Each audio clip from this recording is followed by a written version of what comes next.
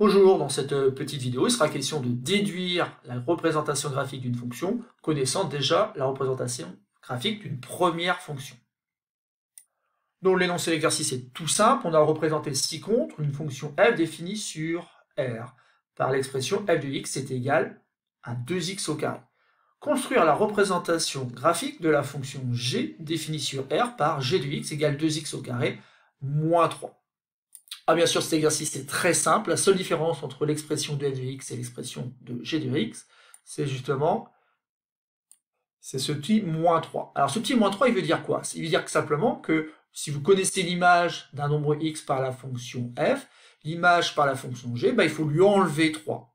Et donc par exemple pour le sommet, si je lui enlève 3, 1, 2, 3, si je fais moins 3, j'ai un point ici qui appartient donc à la courbe.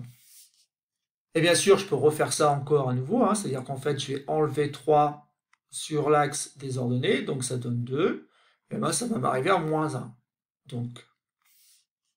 Et donc j'ai fait glisser, on parle alors de translation, on a fait une translation du point qui se trouvait ici pour le retrouver ici. Je peux bien sûr faire la même chose à partir de ce point-là, et si je descends de 3 unités, je vais arriver ici.